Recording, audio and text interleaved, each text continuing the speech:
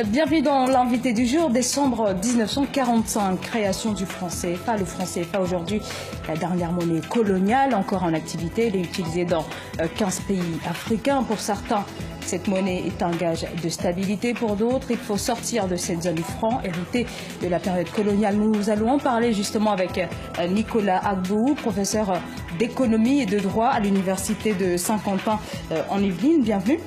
Merci. Alors, les pays africains de la zone franc sont tenus de verser 50% de leurs recettes d'exportation à la Banque de France, une monnaie également arrimée à l'euro, sans compter qu'elle est également sujette à la dévaluation. Comment cela se traduit concrètement dans les économies africaines?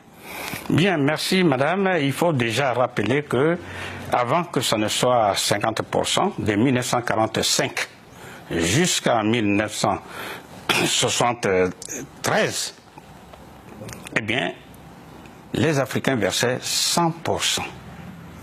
100% de leurs devises, c'est-à-dire quand ils vendent à l'extérieur, tout ce qu'ils gagnent comme argent qu'on appelle devise, pour dire monnaie étrangère, eh bien, ils donnent ça à la France. Donc 100% jusqu'au choc pétrolier. Hein. Jusqu'en 1973. D'accord. Et de 1973 jusqu'en l'an 2005, précisément le 20 septembre 2005, ils ne versent que 65%. Et quelles sont les conséquences sur les économies? Et de 2005 jusqu'à la seconde où nous parlons, c'est 50%. Alors les conséquences sont nombreuses. Une des conséquences majeures, c'est que les Africains sont dépouillés, sont privés de leurs recettes d'exportation, de leurs devises, c'est-à-dire la monnaie étrangère.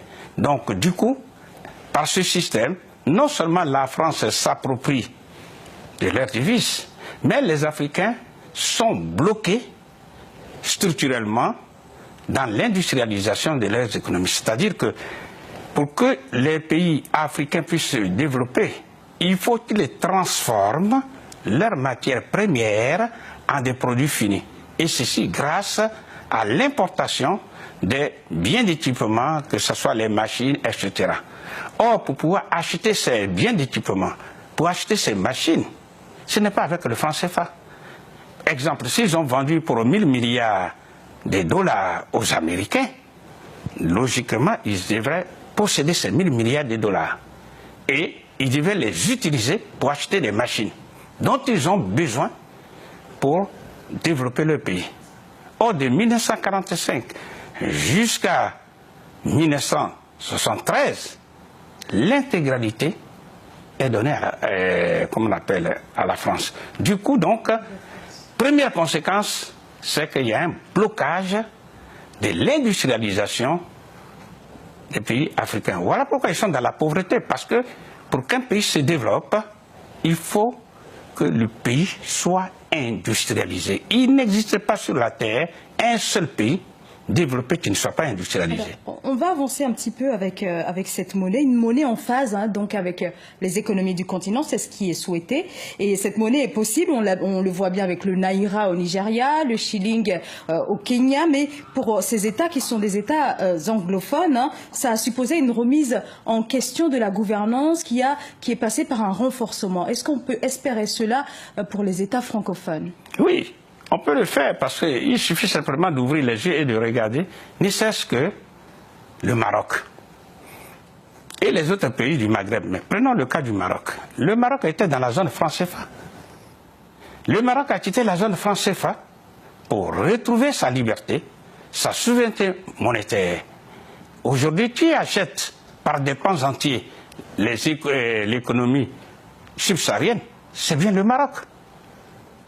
Ce sont là des faits qu'on ne conteste pas. Donc le Maroc, sixième économie du continent, a su prouver que... Voilà. Donc ceux qui nous trouvent des vertus dans le franc CFA, en fait, ils ne font que défendre leurs propres petits intérêts. Parce qu'il n'y a pas, je dis bien et je pèse, il n'y a pas un seul avantage dans le franc CFA. Alors, parce que ce qui vous parle de la stabilité, c'est quoi la stabilité? C'est pas la peine de se mentir. La stabilité d'une monnaie, ça veut dire que c'est le pouvoir d'achat qui est conservé. Or, aller dans les pays francophones, comme la Côte d'Ivoire, etc., eh bien, toutes les femmes sont en train de pleurer parce que la vie est trop chère, etc. Les prix augmentent, etc. Donc, nous disons froidement qu'il n'y a pas sur la terre un seul pays développé qui n'a pas de monnaie. Le franc CFA veut dire originellement, parce que c'est son nom, le franc des colonies françaises d'Afrique. C'est une monnaie qui a été créée par et pour les intérêts de la colonie. Ça a été créé par le général de Gaulle en 1945. Professeur Agbou, le président tchadien Idriss Déby Itno, parmi beaucoup d'autres, affiche depuis quelques années leur volonté de voir l'Afrique frapper sa propre monnaie. Mais est-ce que vous avez le sentiment que ses homologues, les homologues du président tchadien, partagent ce même objectif? Oui, disons que d'abord il faut féliciter le président tchadien Idriss Déby d'avoir osé dire de façon exceptionnelle les travers, les limites du franc CFA. Parce que c'est un président qui est en exercice. Je dis que c'est rare et même rarissime de voir ce genre de personnalité. Maintenant, les autres chefs d'État, ils en pensent, mais plus bas, parce que la plupart du temps, ils détiennent leur pouvoir politique de la France. Donc quand vous êtes employeur, comme vous d'ailleurs, si vous êtes salarié, vous n'allez pas jusqu'à aller remettre en cause de façon ouverte votre patron. Sinon, il vous renvoie. Mais c'est la même chose. C'est pourquoi nous disons simplement, aujourd'hui, le combat des libérations nationales et du continent repose dans les mains du peuple. Le peuple qui souffre. C'est pourquoi nous faisons toute cette campagne de sensibilisation, parce qu'il n'y a pas de développement d'un peuple sans éveil de conscience. Alors, sans vous couper, à partir de quelle procédure l'Afrique peut-elle sortir du franc CFA?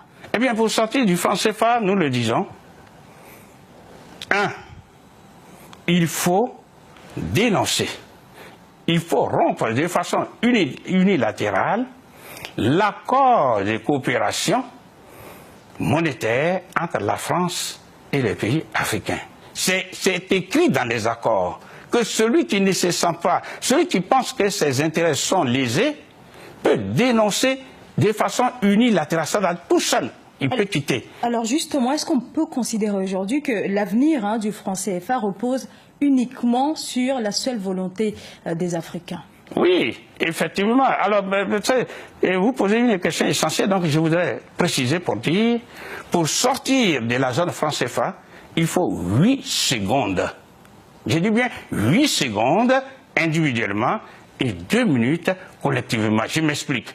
8 secondes, le temps de signer simplement, parce que quand il est rentré dans la zone franc CFA, le président ou bien les présidents ou leurs représentants n'avaient que fait signer les papiers qui sont déjà tout faits. Donc sortir, ça demande... Ça demande 8 secondes individuellement et 8 fois 15, parce qu'ils sont 15, ça fait 120 secondes, c'est-à-dire 2 minutes. Ils ont fini de dénoncer le franc CFA et ils en sortent.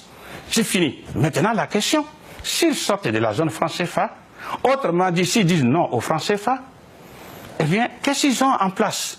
Eh bien, ils vont créer en lieu et place, je n'ai pas dit individuellement, en lieu et place, ils vont créer une monnaie unique africaine, en abrégé la MUA, et ça prend 3 jours. Nous disons 3 jours, pourquoi?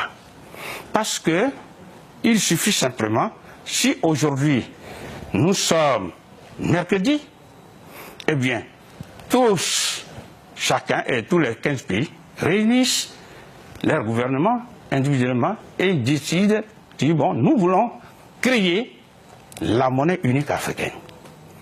Et cette décision est inscrite dans un projet de loi.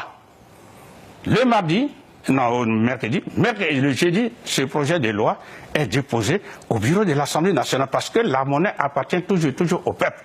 Et on demande au peuple, à travers leurs représentants au Parlement, est-ce que vous voulez la monnaie du colon ou alors voulez-vous la monnaie du pays? Ils vont dire, nous voulons, on dit le projet de loi est adopté. Ça, c'est le jeudi. Et bien le vendredi, on appuie sur la machine et les billets de banque sortent. Parce que, comme ça se prépare, ça veut dire auparavant, on a importé les machines et on les a installées. Là, importer une machine encore, ça ne prend pas plus de 2 jours. On peut importer les machines qui fabriquent les billets dans tous les pays du monde, aux États-Unis, en Australie. On comprend bien maintenant qu'il s'agit d'une véritable volonté politique. C'est une décision politique. Affirmer. Donc si les Africains de la zone franc CFA souffrent aujourd'hui, c'est dû à un manque de volonté politique. Et cette absence de volonté politique est due au fait que le peuple n'est pas informé. Donc nous faisons ce travail. Quand le peuple aura pris le combat à bras le corps, le peuple va descendre dans la rue. Et c'est ce que le jeune Kémy Séba a inauguré. Chacun apporte dans le combat de libération nationale ce qu'il peut apporter. Je vous remercie beaucoup, Nicolas Agbohou, d'avoir répondu à mes questions. Nicolas Agbohou, je rappelle que vous êtes donc professeur d'économie et de droit à l'université de Saint-Quentin en Yvelines. Merci à vous pour votre fidélité. À très bientôt pour un nouvel invité du jour. Merci.